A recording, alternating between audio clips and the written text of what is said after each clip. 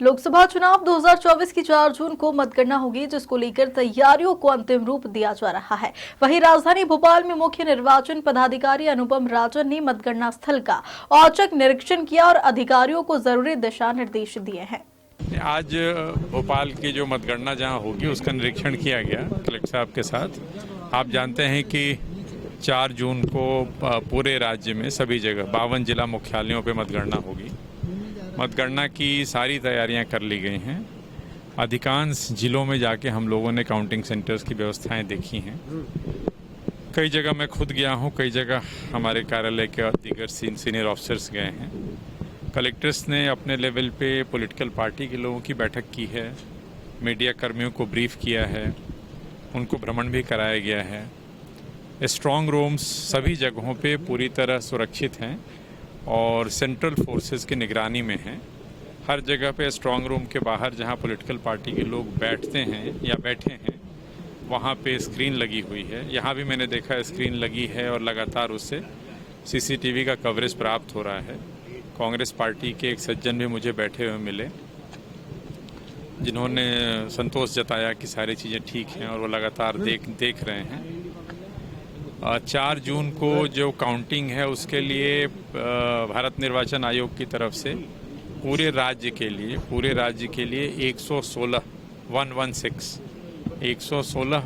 पर्यवेक्षक कह लो, ऑब्जर्वर जिसको हम कहते हैं, काउंटिंग ऑब्जर्वर्स हैं, जो अन्य राज्यों के वरिष्ठ अधिकारी हैं, जो मध्य प्रदेश के नहीं, अन्य राज्यों के वरिष्ठ अधिकारी हैं, जिनकी देख रेख में ये मतगणना का पूरा काम होगा। हमारे यहाँ 230 विधानसभाएं हैं और 29 पार्लियामेंट्री कॉन्स्टिट्यूंसी हैं। तो जैसा मैंने बताया कि यदि आप 116 जो अधिकारी हैं उनको देखते हैं तो लगभग हर 2 विधानसभा पे एक केंद्रीय प्रेक्षक की उपस्थिति में इसकी गिनती का काम किया जाएगा। मतगणना 8 बजे सुबह प्रारंभ होगी। सबसे पहले पोस्टल बैलेट की गिनती होगी। पोस्टल बैलेट की गिनती आरओ मुख्यालय पे होगी। जो हमारे रिटर्निंग ऑफिसर्स हैं वो पोस्टल बैलेट की गिनती का काम शुरू करेंगे। जहाँ पे पोस्टल बैलेट नहीं गिना जा रहा है वहाँ ईवीएम भी उसी समय हम लोग शुरू करेंगे। राउंड वाइज जो मतगणना होगी उसके परिणाम हम घोषित करेंगे। काउंटिंग एजेंट्स को हर राउंड में किस कैंडिडेट को कितने वोट मिले हैं उसकी कॉपी उनको दी जाएगी, उसकी भी व्यवस्था की गई है कि ताकि सभी जो काउंटिंग एजेंट्स हैं उनको हर राउंड के बाद किस कैंडिडेट को कितने वोट मिले वो दिए जाएं।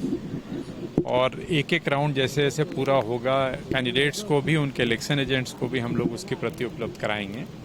तो पूरी पारदर्शिता के साथ जो चुनाव लड़ रहे अभ्यर्थी हैं उनकी उपस्थिति में, उनके काउंटिंग एजेंट्स की उपस्थिति में काउंटिंग की पूरी कार्रवाई की जाएगी और एक तरह से पूर्ण पारदर्शी तरीके से 4 जून को काउंटिंग को अंजाम दिया जाएगा। सर, जो अल्टरनेट जो लोग अगर कोई बीमार पड़ता है या परेशानी होती है उसका अल्टरनेट कितने लोग रखे गए?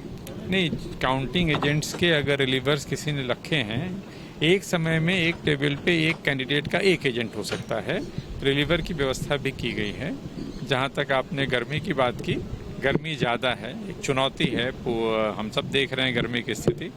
जितना कुछ संभव हो सकता है हर कमरे में कूलर की व्यवस्था, ठंडा पीने के पानी की व्यवस्था, छाया की व्यवस्था, टेंट की व्यवस्था, तमाम प्रयास किए जा रहे हैं।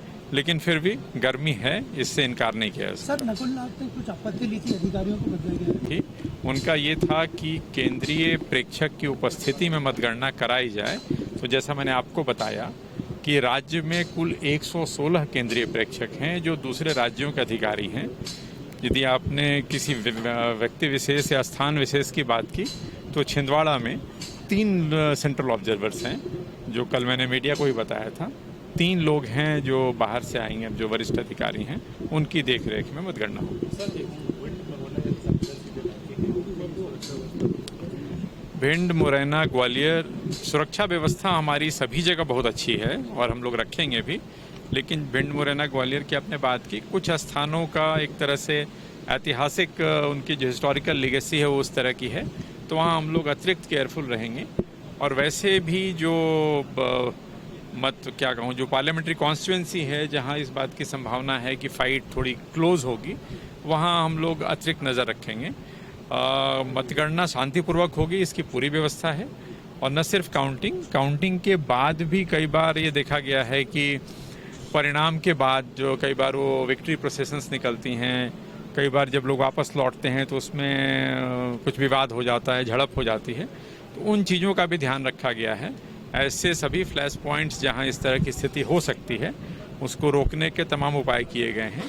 राजनीतिक दलों के साथ भी संवाद किया गया, उनको भी इनसे भी अनुरोध किया गया कि अपने कार्यकर्ताओं को आवश्यक समझाइश दें। हार जीत होती रहती है। जुलूस की बात की, जुलूस की अनुमति स्थानीय स्तर पर कलेक्टर के द्वारा दी जाएगी। रूट्स का निर्धारण वही लोग करते हैं, तो स्थानीय स्थिति को देखते हुए जो अनुचित लगेगा वैसी अनुमति वो जारी करेंगे। चलो, थैंक यू।